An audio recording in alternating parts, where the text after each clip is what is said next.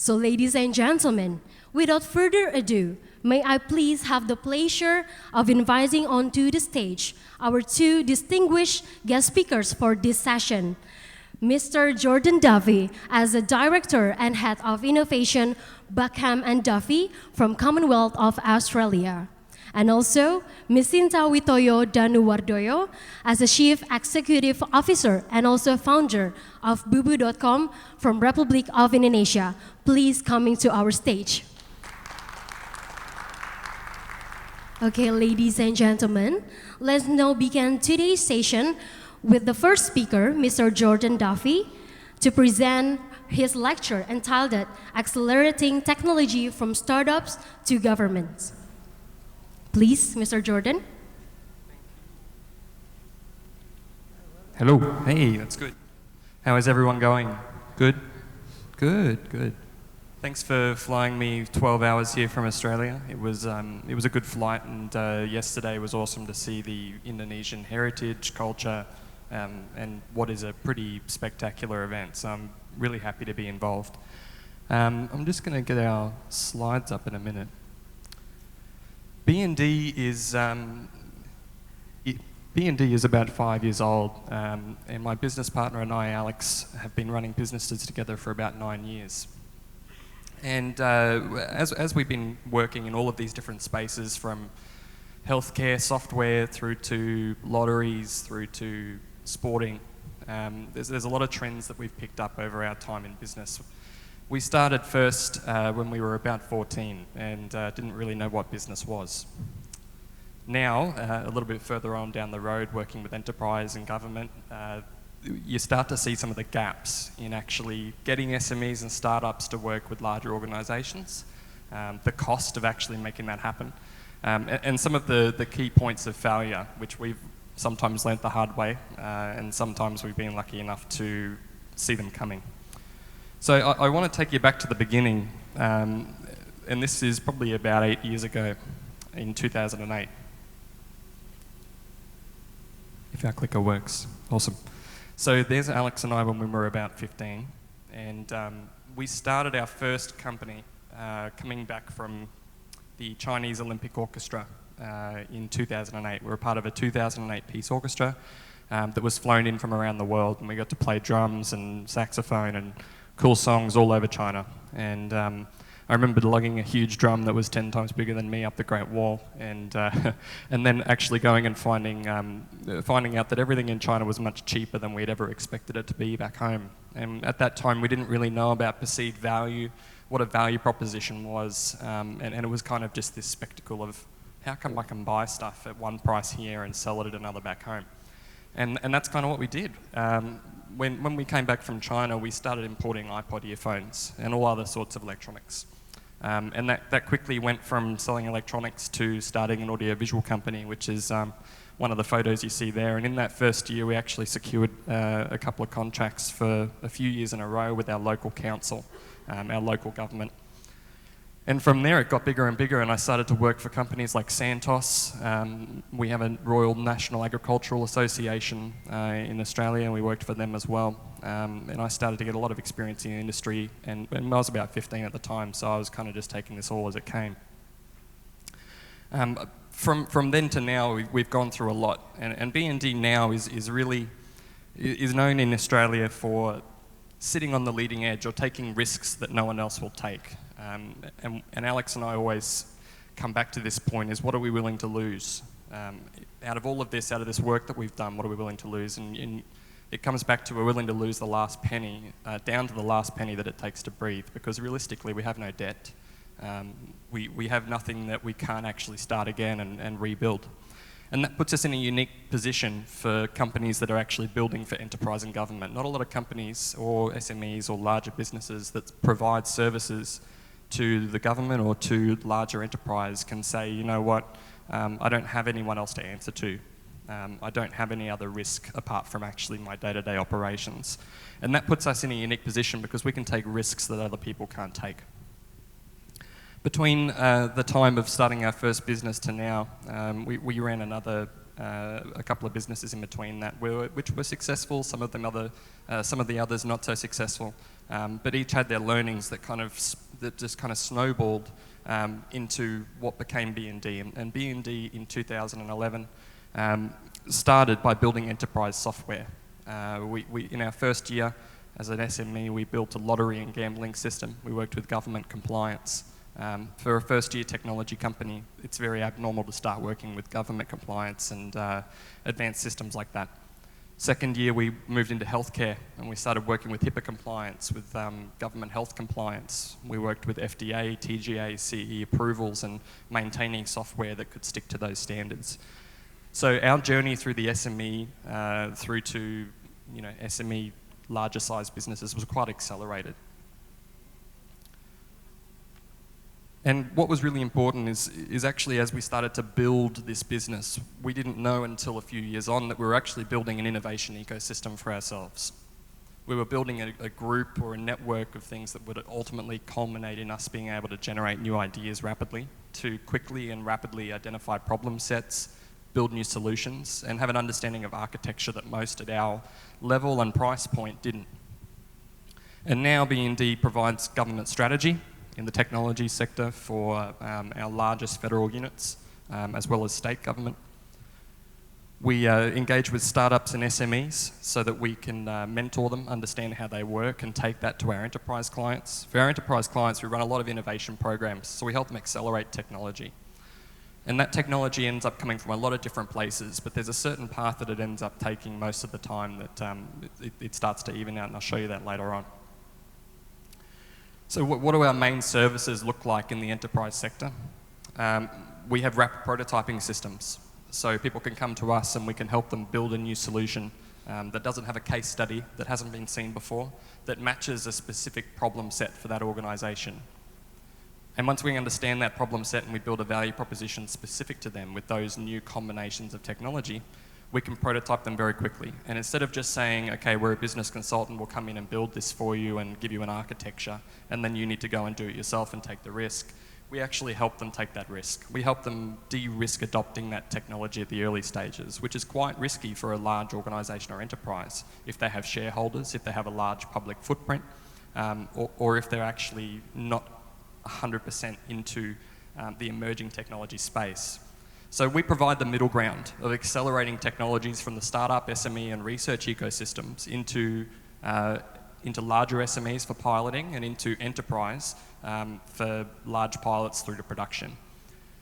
That also situates us in a good position to work with government because we see those research pieces and those new technologies go through a number of steps and we can track them. And by the time we get to government, we want it to be as de-risked as possible. We want it to be as safe for them as possible. Their risk appetite is very low. And typically with public funds, you have perceived risk and actual risk. And the actual risk may not be that high because we've seen these technologies do these things before, but you have to get someone else to put their name on it, to say, you know what, I'll actually take the risk of trying this piece of technology in a government unit, which is very hard to do. So what does our actual innovation source pool look like? And I've got it up on the screen here. Each of these different segments gives us something special. At the government level, we interact at a policy and leadership point. From the G20 down to local government boards, B&D touches the whole government ecosystem, from the Prime Minister down to the local mayor. It's very rare to be able to have an SME, and an agile SME at that actually has that level of policy engagement at an OECD or G20 level. And what do we get from them? We actually get to understand what the political trends are going to be before they happen. We get to understand what the policy and regulation changes are going to be, which when you're introducing new technology into an enterprise space is very important. If you don't understand what policy around data protection or security is going to look like in a few years in this sort of rapidly changing environment, there's no way that you can try and guess or try and interpret what technologies would be a good investment. So we do a lot of thought leadership at the government level. We do a lot of consulting, advisory to the Department of Industry and Innovation. We've consulted with the Prime Minister over the last 2 years. And moving on to startups. Startups actually aren't a client engagement for us. We make nothing out of startups unless they've raised money and they're ready to start building something and they need someone to step them towards enterprise integration. What we get out of startups is the ability to go and change our perception, our context every day. Every week we mentor startups. So we try and mentor as much as we can, but sometimes it's 1 or 2, sometimes it's 10. And that keeps the orthodoxies in our brain from forming. When you start doing something for too long and you're focused on one thing, you'll start to build patterns in your brain. It's very hard to become an innovative solution maker. You end up doing the same thing again and again. Startups are very, very good at always changing and being dynamic with whatever problem set they're given, with the economy, with their environment. And working with them on a week-by-week basis and surrounding ourselves with startups means that our brain is constantly changing, which is very important to the innovative process. Now, we run accelerators and mentorship programs with startups, and we're about to launch a major acceleration program with a flight and travel agency that you would all know. And those programs actually help us to mentor them at a deep level when we can see that they're heading towards an enterprise integration rather than a B2B or a B2C solution. Universities, very underrated in Australia, and Australia has some of the best research and university programs in the world. However, we absolutely suck and fail at commercialising that technology. Australia invented Wi-Fi and didn't make a cent from it. That's how bad it is. The Australian government now recognises that they really need to actually value technology differently. And when we first released things like Wi-Fi, the understanding of how to commercialise that from a research point of view was not there. Researchers have typically been very much around, okay, I want to make something for the betterment of the world. But the quickest way to spread something for the betterment of the world is to be able to commercialise it so that you can get it to a mass scale and get it to everyone. That's very hard to actually understand as a researcher when you don't work in a commercial environment. So at the university level, we go and meet those researchers. We understand what IP they're building. We understand the extensions of that IP and where it can integrate in industry so that we can bridge that gap quicker. If you've ever heard of something called the Valley of Death, it's basically the time of getting something from research to the point of people getting it in their hands. In Australia, it has a very large valley of death in both medicine and other researchers. So we go and work directly with the universities to try and build programs that will bring research closer to industry so that we can pilot sooner and get it commercialised earlier. Investment, very important to know what investors actually want to invest in at the time at which you're working with your clients, especially if you're trying to accelerate technology and emerging technology. So we continue to talk to investors and meet with our investor pool on a month-by-month basis, and they keep us informed of the sort of deals that they're looking to that they're looking for in the startup and enterprise ecosystem. So enterprise clients is the majority of our work, is actually bringing all of that back to our enterprise clients.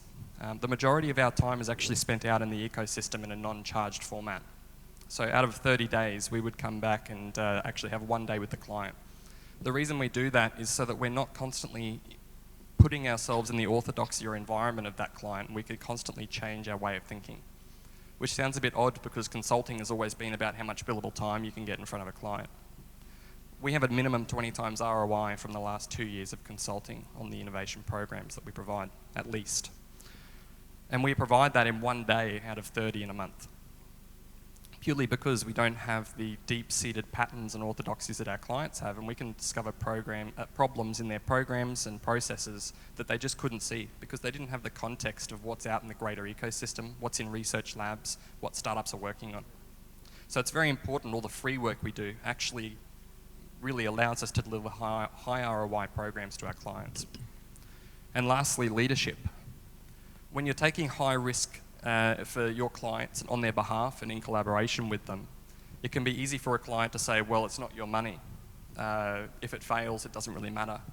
So the only way to fix that is by getting out in the public eye constantly. I have a lot of prospects that come through and maybe don't convert, or clients that have taken a while to convert, and they say, I love your high-speed delivery. I love your program and how you work. I love your pricing, and I just want you to be a Big Four. So I want you to be a Deloitte. I want you to be a KPMG. And I say that doesn't work by design. These large organisations cannot actually develop these technologies that quickly. They can't move that quickly. And if you want to be able to test and experiment enough to find success, not 10 out of 10 of your projects aren't going to be successful. It's going to fail, and that needs to be at a price point that you can accept. And this is where the SME market really shines. We can take the risks and we can do it at a price point and a speed that enterprise and large players like the Big Four can't. And that doesn't mean we don't have the understanding and experience of what it takes to get something into the enterprise environment. because our background was building enterprise software at a regulatory point before that. So 5 years in, B&D has become a holistic team from 18 years old to 35 years old, and we experiment in partnership with our clients. We also provide high-speed, agile development services for usually bespoke and first-of-kind sort of softwares, but our primary focus is on the development of new prototypes, new products and services. So I want to talk about the big gap. We talked about the valley of death and actually getting technologies as they emerge into enterprise quicker. At the moment, enterprise always wants something off the shelf. They want something that's de-risked for them, trialed, tested in the market. But if you want to be first, that's too late. You need to be the one testing. You need to be the person taking it to market. If it's on the shelf, everyone else already has it. And in a digital economy running as quickly as we are currently situated in, it's not good enough to wait until it comes out into the market off the shelf. You need to be the one pushing the limits. And this is where we see a lot of SME collaboration and consortiums that enable SMEs to work with enterprises that they otherwise would have been too small or didn't have the capacity to work with. And on the other side, we see a lot of enterprises needing to cross-pollinate between different industries so that they can create new innovations themselves. Understanding the threat of disruption is very important, and I know disruption is a word thrown around a lot at the moment, but startups and SMEs have this power. They have the ability to pivot so quickly and to test so rapidly that even enterprises' huge amounts of money can't match the speed at which they've done it. And the only way of actually fixing this is to bridge the gaps on all sides, is to allow startups and researchers to work together so that startups can can be an industry pilot for this technology as it comes out of universities. Because maybe it's still a little bit too risky to go to the enterprise space. So this is where SMEs can help de-risk the program of works and actually prove this technology before we get it up to an enterprise standard. Now, when we start to actually cross-pollinate between those industry and segments, we start to see solutions that spread across multiple problem sets. And it becomes very easy to see how a combination of 50% of Uber and 50% of MasterCard could create a new solution that hasn't been seen before for an enterprise. And then lastly, being able to move this to government once you've proven that it can work in enterprise. Having that risk point understood and the appetite understood is very important. And typically government money or the people's money is the last one to be spent. So effectively, B&D's entire service is all around bridging these 4 items and bringing them closer together. In order to keep up the technological pace of evolution that we have for the last 20 years, we can't work in segregated industries anymore. We can't wait 4 years for something to come from a research facility and then make it into government to actually start saving money or to start changing the world. So research facilities in universities need to use and collaborate with startups and SMEs to test in the industry and help them commercialise, because researchers typically don't have that expertise or way of thinking. And then enterprise needs to use SMEs to reduce their risk of adopting that technology, to say, okay, well, how much would it cost for me to put this into a smaller environment that's similar to mine? And then lastly, government needs to be more ready to actually adopt these technologies, which is probably a hard one to achieve. But if it's gone through this process, by the time it gets to government, the procurement process starts to tick all the boxes. We've seen it come from a university. We've seen them collaborate with smaller businesses. We've seen an enterprise use it at a larger scale. And the appetite for government starts to become bigger. I'm not going to talk through all of this because we are in limited time, but this middle piece here is really what we focus on. The big 4 are quite slow. I'm sure you can throw a lot of money at them, but typically it doesn't increase the speed. However, on the other side, startups, they don't have the public image to take a risk with a large organisation. They don't have the accountability. They usually don't have the large amount of infrastructure or support staff needed to work with a large organisation. It costs a lot of money just to understand a prospect's needs before you even land a contract at the enterprise level. And that can crush an SME. It can crush a startup because the amount of time and money that takes is huge. And there's no guarantee you're going to get the deal. So what B&D has designed is this middle point, is to be able to rapidly execute in an agile manner so that we can flex depending on what the problem set is. We can rapidly test, we can rapidly adopt new technologies. We have a low cost. Our costs are half of that, of the big 4. We embrace managed risk. We're willing to take risks with our clients. We collaboratively learn, we share our learnings. All of our IP is signed over to our clients when we actually execute programs. And we sell through value. We don't have these preset needs for price points. We understand that all of our clients are different and that a value proposition to one is not the same to another. We've also worked very hard on making our brand accountable through thought leadership and public engagement. We've got excellent infrastructure. And I just want to touch on this. Why do we actually need to work collaboratively? We've talked about the benefits, but what is the real driving need? And this is what it often comes back to with my clients, getting to understand why they need to innovate. The OECD indicates that the proportion of firms innovating in Australia is below the OECD average, and we're a research leader in the world. So we're not innovating in an actual enterprise environment. We're just making research that isn't going anywhere. We're failing to commercialise. By 2020, there'll be 50 billion devices, as opposed to the 15 billion currently estimated. That's huge, and the way of using those devices is currently unknown. We won't even know how we'll use the Internet of Things in the next 10 years. But we know that it'll play a major part in replacing up to 40% of the jobs in the OECD. In Australia alone, that's about 5 million positions that people will either move positions or be unemployed. And our rate of actual technology development in the past has been capital-based projects, very large, typically slow, risk-averse, very planned. Currently, we're in this hybrid environment where we're trying to build big projects but manage them and start to adopt agile methodologies. In the future, all technology investment will be treated as an experiment, as if you were investing in a business. It could fail, it could work, but the payoff is actually larger than just a standard body of works. And procurement will change to rapid procurement. And touching back on some of the barriers of actually achieving these synergies. On the left side, in current procurement, typically the person purchasing or the problem owner has very little or no understanding of innovative or emerging technology in the industry. There may be a business unit that's trying to fix a problem, but they don't actually know what's going on out in the ecosystem. And they typically have a very narrow focus around their needs. And when it comes to procurement, the procurement officer typically has very poor knowledge and a poor criteria of systems that are in the industry, which mean that innovative opportunities from the market are lost because they're non-conforming. At an enterprise level, you'll see a lot of generalised market offerings making it through and winning the bid because the large enterprise has the money to spend on tendering. The startup may have a non-conforming bid, but it'll challenge the status quo and provide something that hasn't been seen before. But they have no money to spend on bids. They have no money or time to waste. So what are some of the deal breakers in making this work?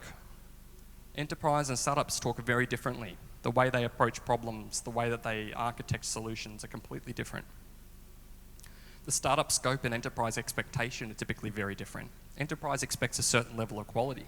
Startups want to provide a certain level of functionality, and unless you really clarify and communicate what those expectations are, you can get massive mismatches which end in tears. Scalability. Typically, the startup hasn't spent the money to make something enterprise scalable. But scalability and security and infrastructure are a massive part of actually getting something to production in the enterprise environment. As I said before, the integration cost. How much does it cost for me to actually convert this deal? And that's typically very much underestimated. Just the time alone to deal with an enterprise and understand their problem set is expensive for an SME or a startup. And longevity. Will this startup be around in 12 months? Well, if we don't adopt them, probably not. So that can be a large risk. It can be risky to know whether someone's actually going to be doing the same thing in 12 months. So what are the positive steps we can take towards making this work? Well, we can understand the cost, time and risk of the engagement collaboration. We can measure and manage what the risk points are for engaging at these different levels. We can understand what the likelihood is of getting the deals. We can pilot first. We can use the SME and industry partnerships to pilot new technology and research rather than going straight to enterprise. And if the SMEs are working closer with researchers, we can achieve that very quickly. We can change procurement processes. Procurement processes are broken, absolutely broken, specifically in Australia and in government. And government in Australia is one of the major spenders in the economy. So we're actually eliminating a lot of our startups and SMEs from participating in some of the driving forces of the economy. Communication, clear communication. Enterprises and startups and governments all talk different languages. Young IT talent and older IT talent Both have a lot to offer, and knowledge transfer must be facilitated and translated with people who understand how those communication frameworks work. Clear value. The startup needs to know and absolutely focus on their core value proposition and the problem that they're fixing for enterprise. It's very easy to stray from your core focus, and it's very important that they're focusing on one part of the problem that they're trying to solve, not trying to fix everything for everyone. And we've got 5 minutes left. I just wanted to finish with a case study. Little Tokyo 2 is 2 years old. They're a Brisbane-based co-working facility. And what they do is they allow anyone, any freelancer, any small business to come and work in their environment. When they do so, those startups and SMEs find new collaboration opportunities they've never seen before. And it's something that I've seen over the last 2 years that's absolutely amazing. I've mentored at this place for 2 years and I've never seen anything like it. Startups walk in with no direction or a bare strategy, and within a couple of months are on their way to execution. Putting these people in an environment where they can create consortiums, where they can create collaborations for delivering new services, creates an ecosystem of possibility.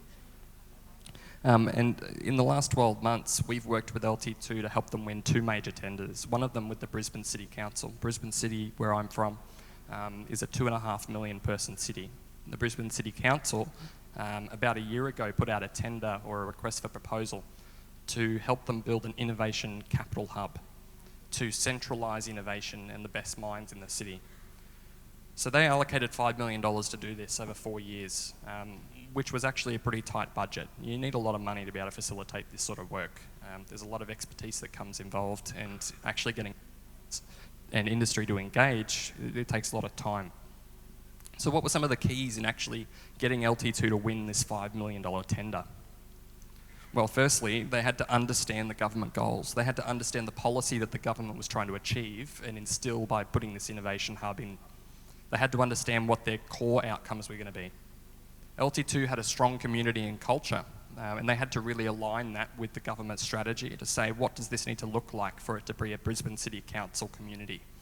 And that took a little bit of flexing and understanding what the core ethos of that facility was, and what it was willing to flex to. We had to build personal relationships. We had to understand what the stakeholders truly wanted, not just what was written on the paper. And once again, that comes down to communication versus expectation. Reading what was in the tender paper was not actually what people wanted.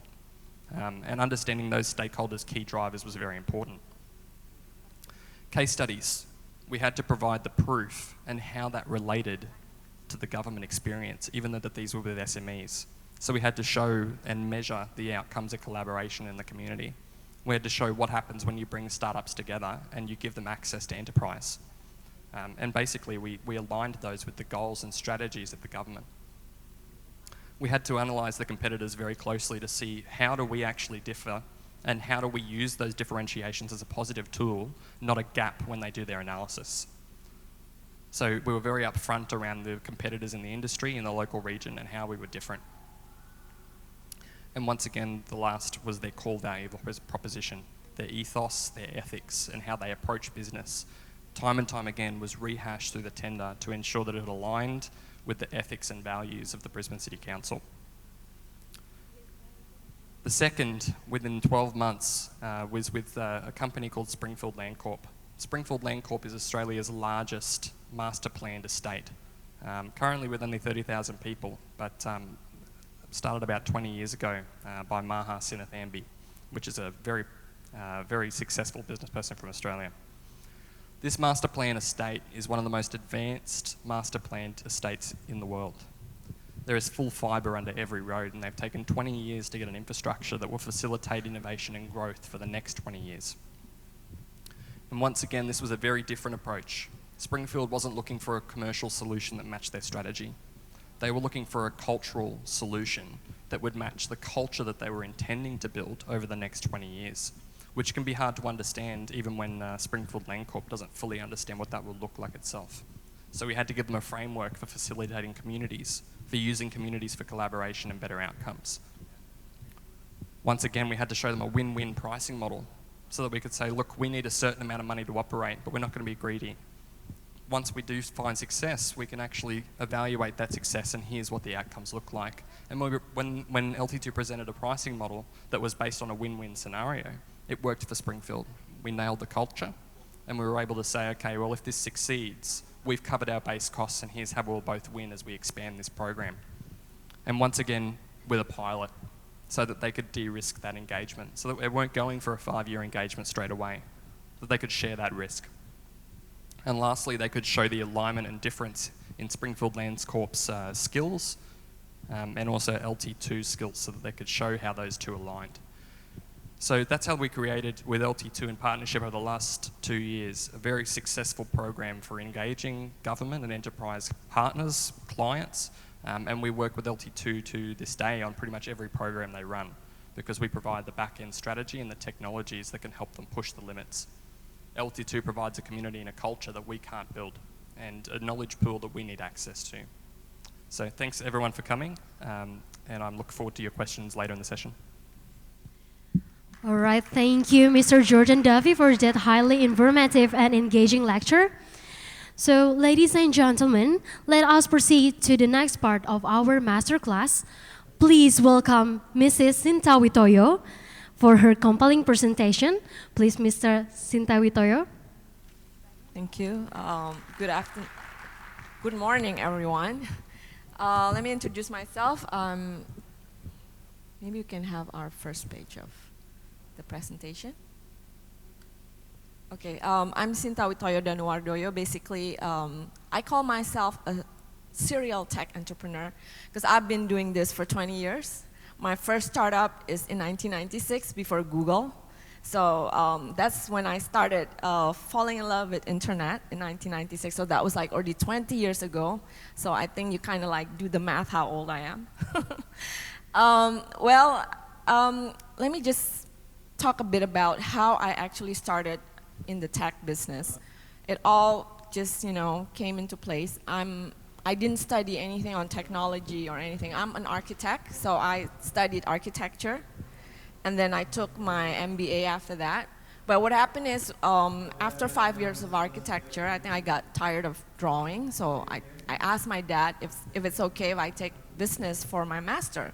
And he was like saying, up to you, you're gonna pay for it yourself anyway. So, because he said, I'm not paying another 2 years of school, after 5 years of architecture. So, because I have 3 younger brothers.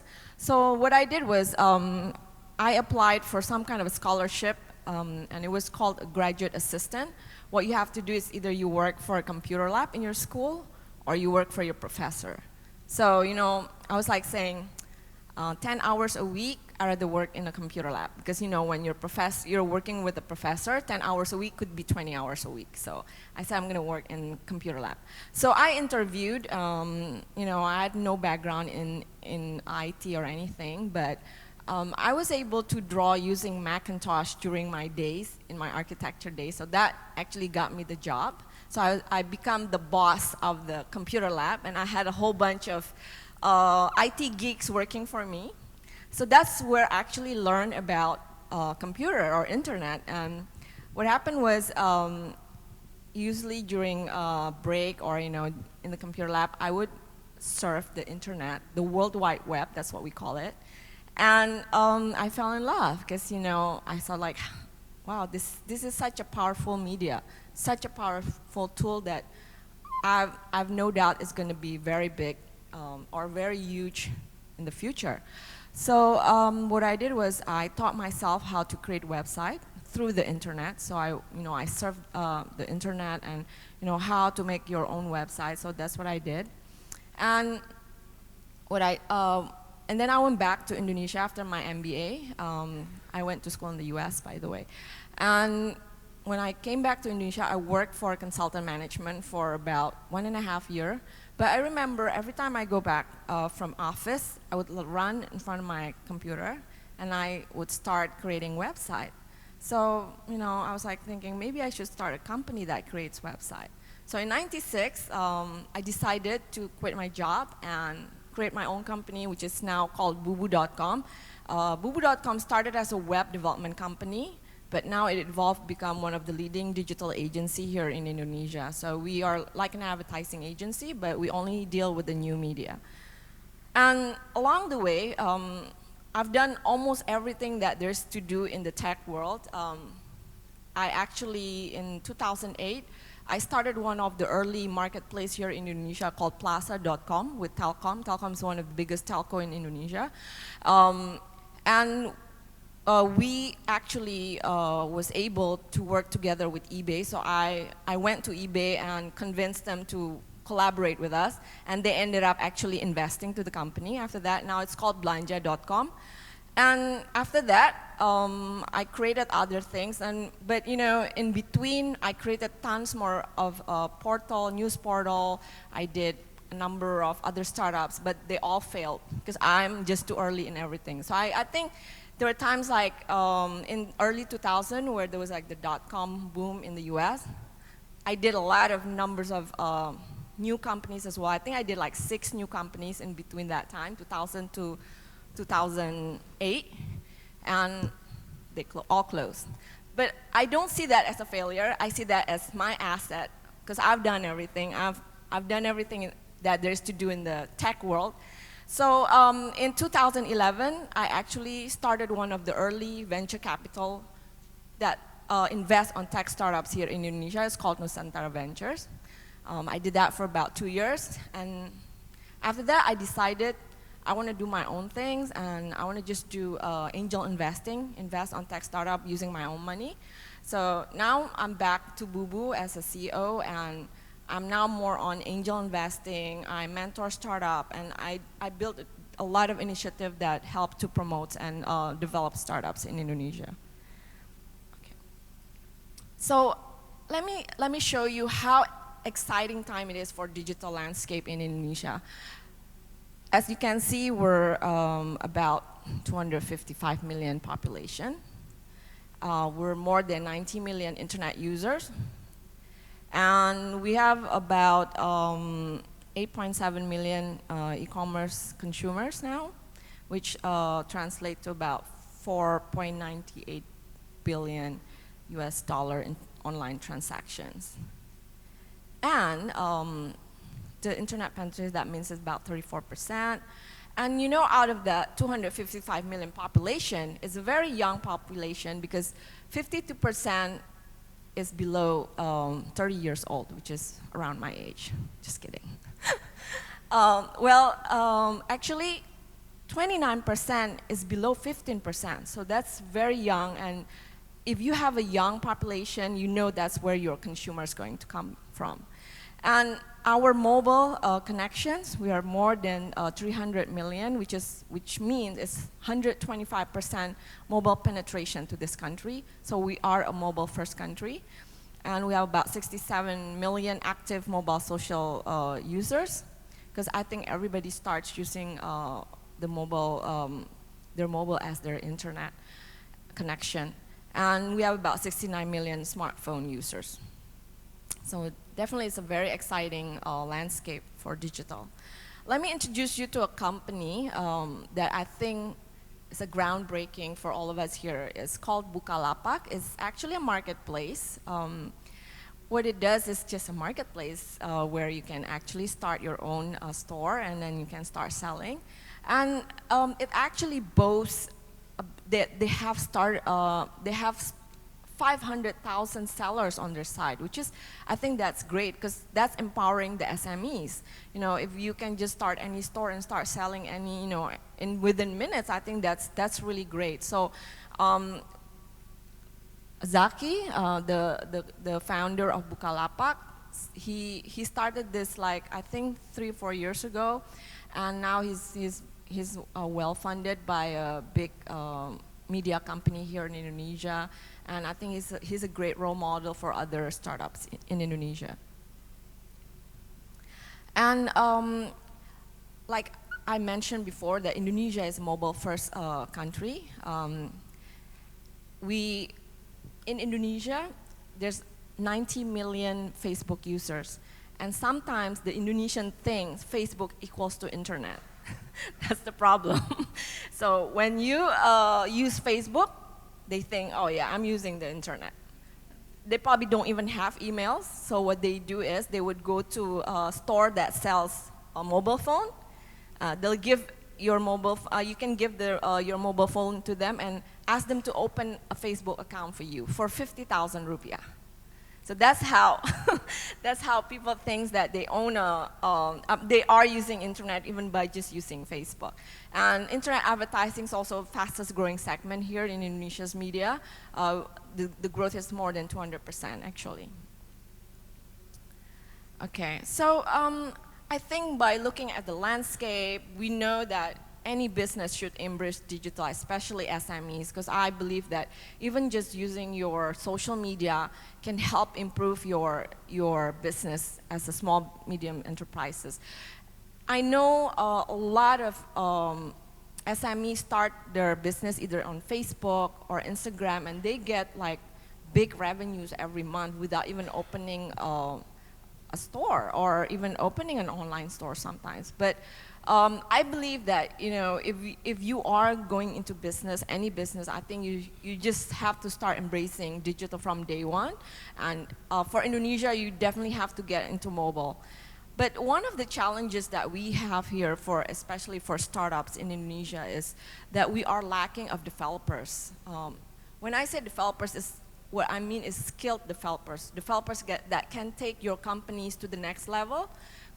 Your company should be a world-class company. Your company should go global, because once you're a tech company, your market is not just in Indonesia, but it's everywhere. It's a global market.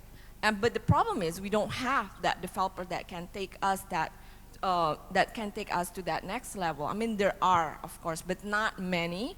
And that's the challenge that we have. We would love to see more developers who are skilled and can help and take the companies to the next level. So a lot of the companies here in Indonesia, when they get funded, they ended up, they have to either get programmers from India or they get programmers from Eastern Europe. And I would love to see that change. You know, I want to see more developers actually coming from Indonesia itself. Okay, well, when I talk about world-class startup, so what makes a world-class startup? For me, because I've been investing, I always actually look at the founders more than the product at the end of the day. Maybe the first time I meet them, I look at their products like, okay, this is a cool product. But then at the end of the day, before I do a lot of, before I do investing, I would like sit down with the startup and I'll get to know the founders and the team, because I think team is also very important, the solid team.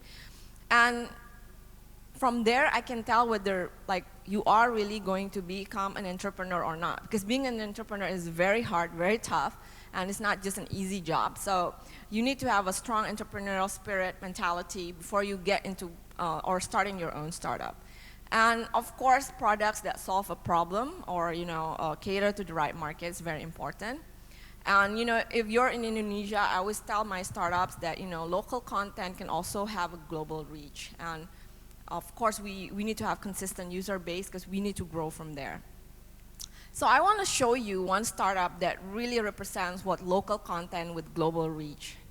Let me introduce you to a company called Dread Out. The company is called Digital Happiness, actually, but the product or the game. So it's a PC game. It's a 3D PC game, but the difference is this is a horror 3D PC game because Indonesia is well known to have a lot of ghosts. So if it's in the US, you only have Dracula, Frankenstein. Indonesia has hundreds of ghosts. And what they do is this game shows the different type of ghosts. And it actually resonates to the international market. And they've been able to get green-lighted by Steam. Steam is actually one of the biggest global digital game distributor. And they were like the top 100 bestseller game in Steam. So once you're able to sell in Steam, that means you're a world-class company, that your game is demanded by people because it has to go through the different tests before you can actually sell in Steam. And I will show you the video. Let's show the verse video.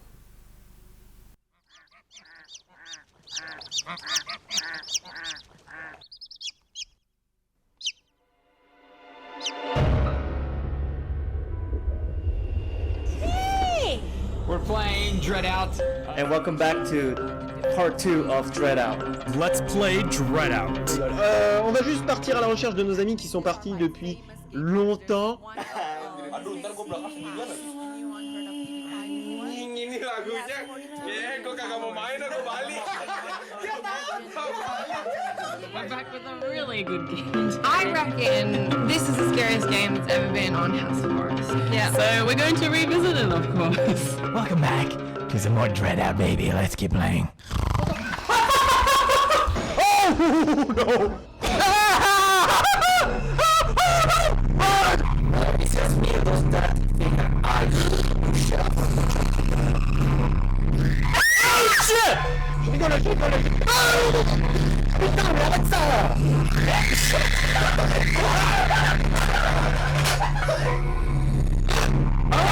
Fucking pig! That ain't a fucking pig! Oh, shut the fuck out of its fucking face!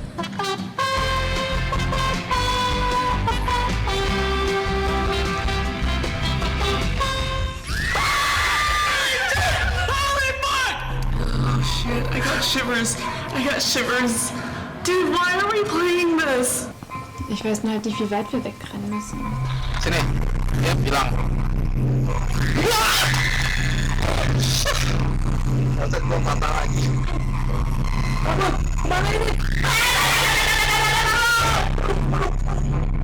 Yeah, she's right there, Hannah. Biatch. Bismillahirrahmanirrahim. Astagfirullahaladzim. No! Get away from me! No, don't touch my hair! No, you are not killing me again! Get away, Mark! Run! She's snipping you! She's snipping you! 你会躲回去吗？宝龙呢？还是我走进了螳螂里面吧 There's nothing. Oh my god!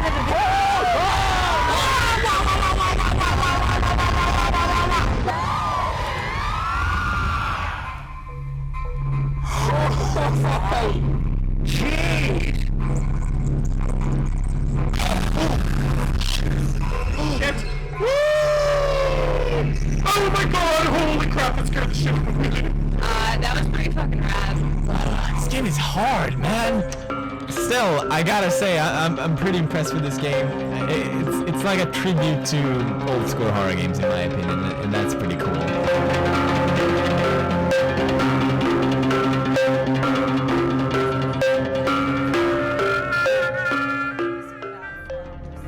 Okay, we need to go. We need to get this. I didn't read it. Stop. Local content like this can actually reach the global market. I mean, every gamers in the world is actually playing this game, and especially like I said, PewDiePie, who has followers of 42 or 46 million followers on YouTube. I mean, that's really great if you can get a free advertising from somebody like PewDiePie. All right, next. Okay, so I'll talk about what are my initiatives right now for building the digital economy in Indonesia and also helping the startups in Indonesia. One of the things that I do is I create a tech conference, tech event called ID Byte and Boo Boo Awards, and I do this only every 2 years just because it takes a lot of time to prepare it, and it's actually my way to, I have this mission and vision that I would love to put Indonesia on the digital map of the world. And to be able to do that, we want to also attract, conferences, tech conferences from people from Facebook, Google, Twitter to come and speak at our events. So that's what I've been doing since. Actually, I started first with Boo Boo Awards, so we give awards it started as a web award, so the best website at that time, but now we have like 13 other categories. There's the best mobile apps, the best startups, the best e-commerce site. So it ended up become a bigger awards. And after that, I started that in 2001 because I would love to educate people about website at that time. But then in 2011, I decided to start a tech conference called ID Byte. So now it's ID Byte, and then for 2 days, and then we have the last day for the Boo Boo Awards. So we have a lot of speakers from different companies, such as Facebook, Google, Disney. So last year we had one in October. We had Facebook, Disney, Google, Twitter, and other companies came and spoke at our event. And yeah, these are some of the pictures of the Boo Boo Awards and the ID Byte. And actually, I wanted to invite Sheryl Sandberg, the CEO of Facebook, because she's a friend of mine. But she couldn't come. So when your speaker cannot come, what you do is you ask them to create a video for you. So let me share this video with you. Hi, everyone, and thank you for letting me join you virtually. ID Byte brings together the very best in the digital industry. The work you're doing is so important for Indonesian business. You're helping to foster continued business innovation to keep up with the rapid growth of online and mobile industries all throughout Indonesia. I want to congratulate Shinta on establishing this conference 8 years ago as the Boo Boo Awards, and congratulations to this year's Boo Boo Award winners. Many startups in Silicon Valley and beyond see how important the Indonesia market is, such a big market and such a quickly growing market, making a really big contribution all over the world. Our adoption, Facebook's adoption in Indonesia was quick, and the level of mobile usage to date is one of the highest in the world, 4th largest country for Facebook in terms of our monthly active users. I know your focus for 2013 is building the next world-class company, which is an ambitious and important goal. To get value from technology and overcome challenges, companies need to embrace change. They need to know what they're trying to do, turn challenges into opportunities, and make sure they have the right people. I know that is what you are focused on today. You all embrace innovation. You experiment, you fail quickly.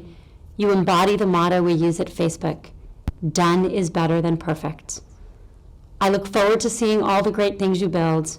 Thank you, and have a great ID Byte 2013 conference. Okay, so that's what I do. If my speakers can't come, I usually ask them to create video for us, so that way, we can viral that for social media, and it's a great advertising as well for the event. So I've been blessed, 20 years in the industry, and I think I've known a lot of great people in the industry as well. And I think the #1 need for any entrepreneurs is your network. And so the past 20 years, I think I've been blessed to be able to build such a great networks. I met Mark Zuckerberg. I even met the founder of Apple, Steve Wozniak. I was able to meet John Lasseter, had lunch with him, the co-founder of Pixar. So I met a lot of people, and and now what I do is I share this network also for other startups. And that goes to this nonprofit organization that I started in Silicon Valley. It's called Silicon Valley Asia Technology Alliance. I started this with 3 of my friends who are based in Silicon Valley. What it does is actually this nonprofit organization, it bridges the tech industry in Silicon Valley with companies in Indonesia and also Southeast Asia. And what I do is every year, I do this thing called boot camp. This is our 2nd year, so we had one this year. What I do is I bring tech startups or any companies who are interested to network with Silicon Valley for 1 week. And what I do is I open my network in Silicon Valley for 1 week for them. So from morning until dinner time, I would schedule different meetings with either with companies like Facebook, Google, meet venture capital. We met Apple. So this year, this is the last one. This was this year. We met even people in Facebook, and we went to Apple. I was able to get the head of international developer for Apple to meet with the kids and talk to them. But unfortunately, I cannot bring more than like 10 people because I thought it would be impolite if I take like more than 10 people to the company. And it's something like that I do, asking my network to spend like an hour with the tech startups and talk with them. So usually we have like about 8 to 10 people. And we also did a panel at Facebook. So I created a panel with the other Southeast Asian companies. There was people from Vietnam, from Philippines, and we did a fun panel at Facebook headquarters.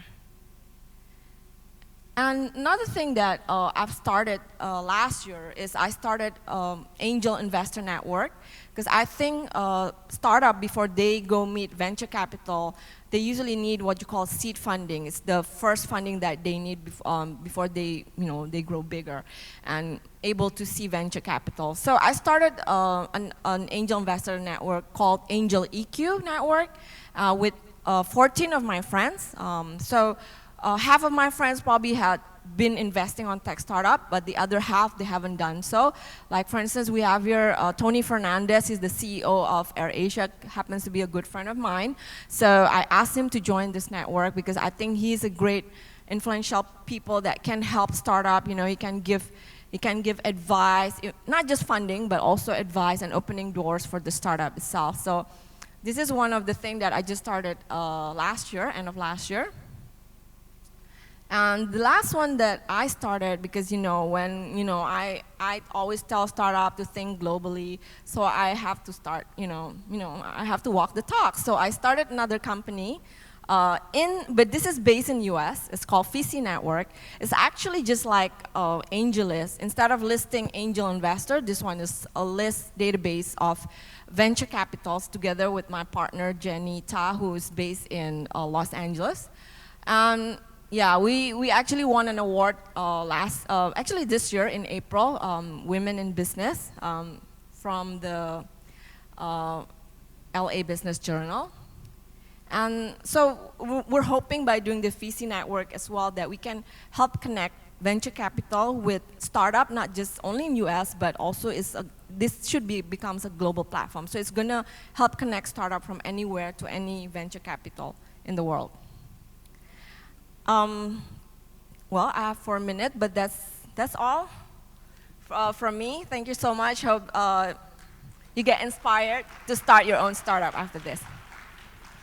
All right, thank you, Mrs. Shinta Witoyo, for your profound insights. So, ladies and gentlemen, we'll now like to open up the floor to any questions. So if you have a question, kindly raise your hand and you will be handed a mic for your convenience, or just go through to the mic located around this room. Do feel free to introduce yourself and your organization that you represent before directing to your question to our respective speakers, please.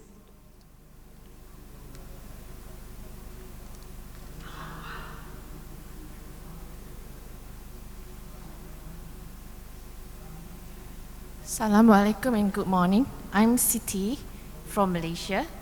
I come from the island of Borneo, which is Sarawak. I'm keen on it's actually a two mixture of questions. One, I'm interested in Little Tokyo 2, where you actually did the cultural transformation. And the thing is that how do we get that footprint of how do we actually do that transformation? And then another one is, I'm also a partner of this company which calls, we do online trading, which we actually wanted to pick up goods from our, for a group of people which we want to transform culturally. So we package it up and upload it online. So those are the companies that we have started where we have these people registering as our members, and they actually advertise online globally.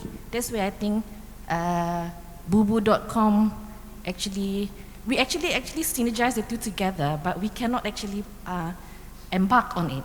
So we do this cultural transformation, they do the packaging, and we put it under online, and how to actually expand from there. Sure. So touching on Little Tokyo 2, Little Tokyo 2 had a very strong cultural footprint when they began, and the founder, Jock Fairweather, really made sure that he had a clear focus and a clear set of goals for creating a community for a certain reason. He had seen a lot of startup communities that had become too commercial too quickly, or had been always focused on incubation or acceleration, but didn't actually provide just a hub well, not just a hub, but a hub specifically focused on collaboration rather than investment. So allowing people to build their own wealth rather than always going for a VC, but then also providing access to VCs down the track. So at every step of developing Little Tokyo 2 over the 2 years or 20 months now, Jock and the team and us working with them, we always asked, is this something that reflects the best interests of the community?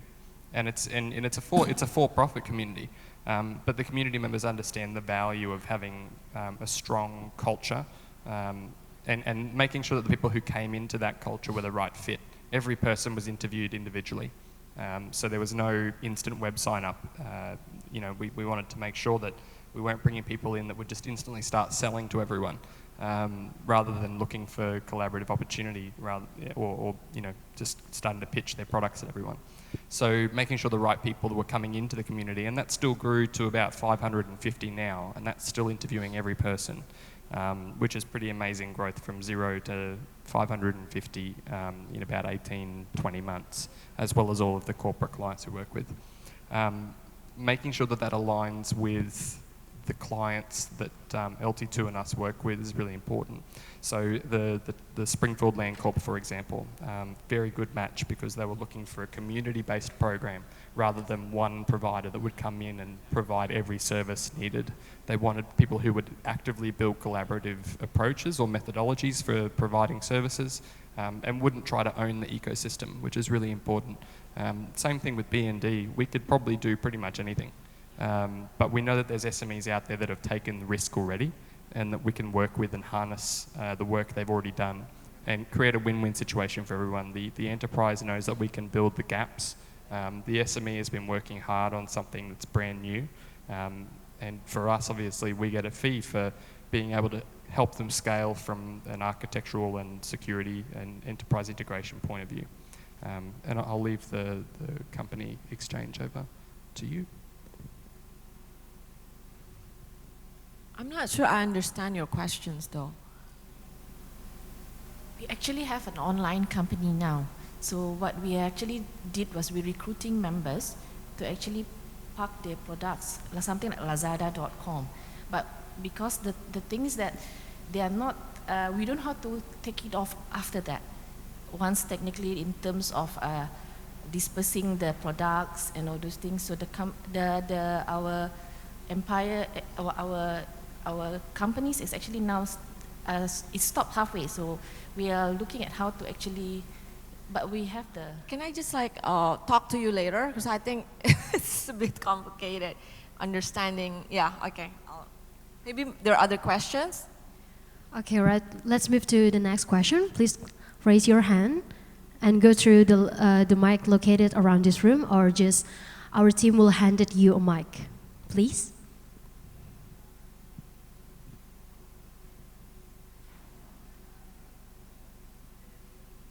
Is there anyone want to ask a question to our respective speakers?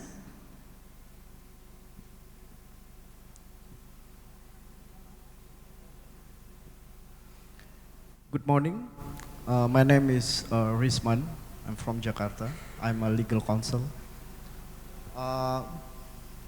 For both of you, based on your experiences, I understand that we need to build good ecosystems for this digital planner. So I'm just wondering, based on your experiences in your countries, what are the obstacles in terms of the regulations, in terms of the facilitation from the government, and what is your expectations to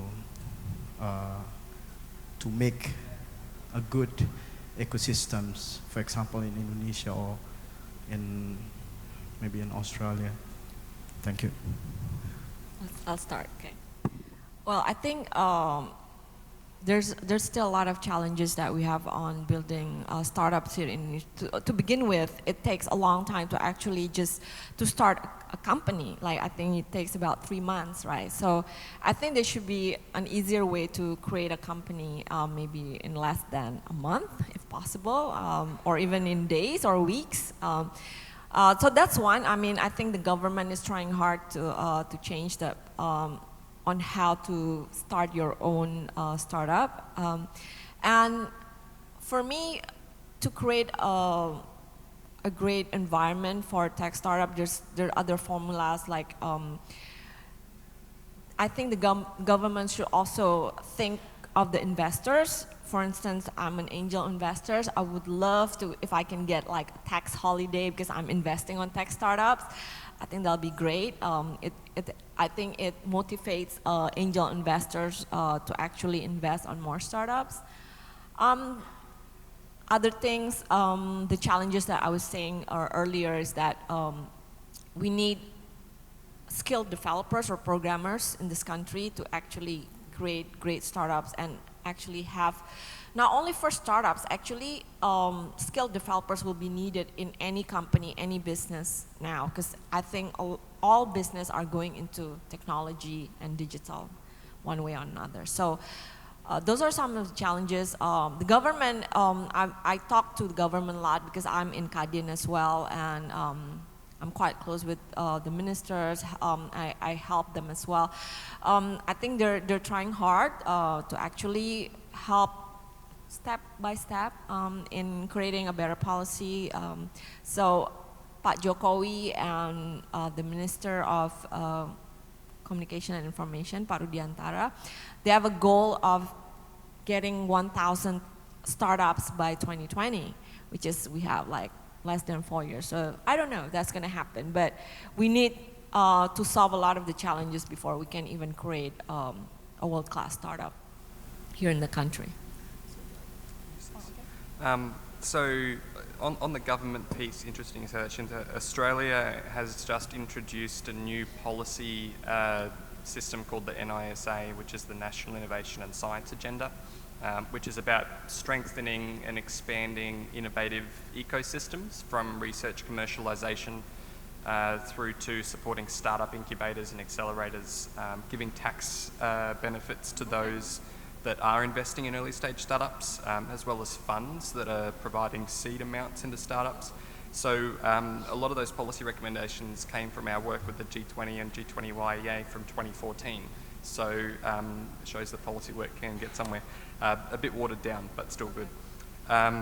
The real points for that are allowing people to understand the value of their IP and how they can protect it, how policy influences where that startup goes and what different enterprises do with those startups. So whether that's facilitating that through tax breaks or facilitating that through paid facilitation programs. So it's about a $1.4 billion package, and basically that consists of different tax breaks to encourage investment, firstly, to facilitate incubation so that we can understand which startups are going to succeed and help them do so quicker, or if they're going to fail quicker, and also to ensure scalability and sustainability, which is a missing piece that I touched on earlier. Now, the other piece is understanding and measuring. It's all well and good to say, well, just create collaboration and just accelerate them, but if you can't measure it, how do you know what's working? So the other point is actually introducing programs to measure the output of those collaborations or those consortiums. What did the new relationship or interpersonal connection lead to for you? What did meeting this person that I introduced you to at the government equate to? And we're really focusing at a government and at a startup level to make sure that we can understand and quantify those so that we can say to the economy, look, to the government, you have invested X, Y, Z amount of money. Here's the returns we're getting out of it. And we've just submitted 2 other program proposals to the Queensland government, and the core point that we put in throughout those proposals is that without measurement there is no management. And for the ecosystem to mesh together properly, the government needs to understand that these things do create value. At the actual startup level, facilitating collaboration in a competitive environment for startups is difficult. Every startup wants to succeed. However, coming back to ensuring that their core value proposition is what they stick at is really crucial. There's a lot of people, like Alex and myself included, that get asked to do a lot of different things, and we could probably say yes and do just about any of them.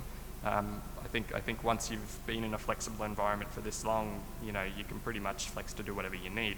However, that doesn't mean you're going to be the best at it, and it definitely doesn't mean that it's worth investing the time to break your focus on other programs.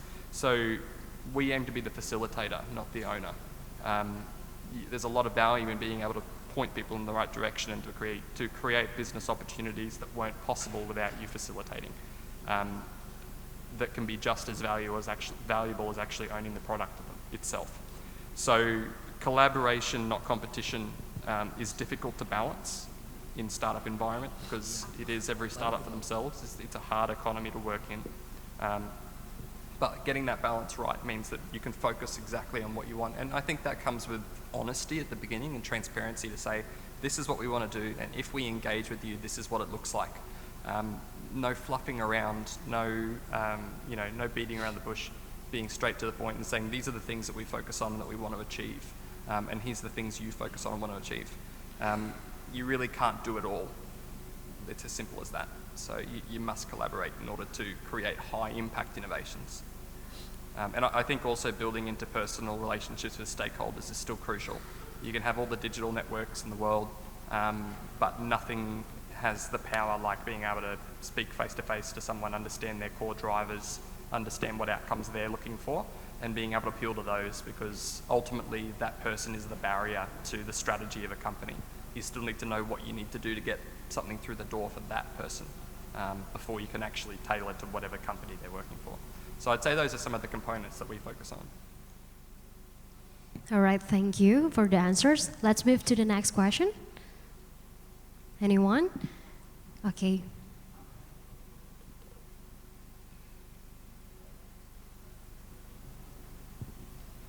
Thank you. My name is Yuanita. Apologize that I'm coming late for the presentation. I don't know whether my question has been covered on your presentation. I'm just curious to know what is actually the business model for a startup.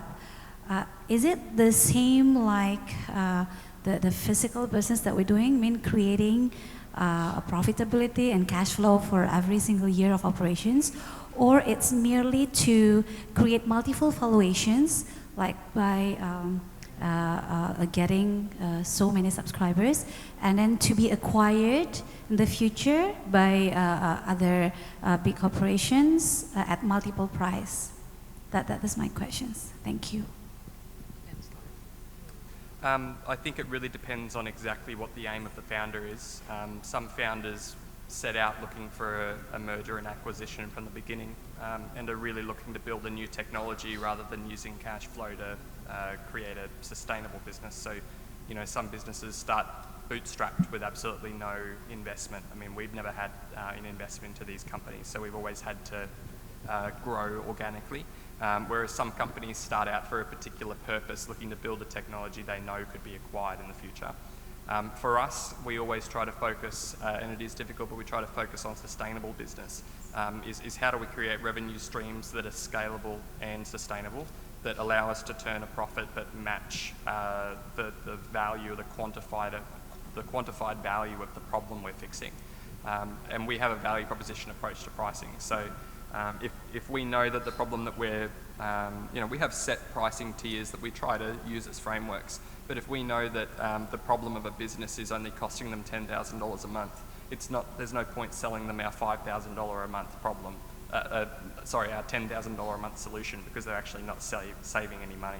So I think it's important to understand the value that your solution ends up giving, how much it saves them, and is that then a profitable return on whatever you've invested, whether it be your time or your own money. But in terms of actually generalizing, at the moment there's been a lot of successful startups that have had what we call unicorn valuations. That's not really sustainable. long term. I think we've seen a lot of those in the boom over the last 5 years, where we've seen high amounts of like very high valuations. But transferring that data and the reach that they have into a positive ROI for buying $1 billion company is probably turning out to be a little bit harder than people thought. So I think we'll see a slow decline in the huge valuations we've seen of companies. Yeah, maybe I can add to that, because actually a lot of the venture capitals now also looking more on companies who can already monetize rather than companies who's looking for valuation. So now when I invest on startups, what I'll do is I always ask them their business model right up front, and they better monetize as soon as possible. So I think it's really important to, like Jordan said, to have a sustainable company. I think that's for any investor or any VC, it'll be easier for them to actually invest on a company that can already monetize or sustain, rather than creating more users and not actually making money. And it's already changing also the landscape of the investment as well right now. More venture capitalists are looking for companies who can already monetize right up front. Really agree.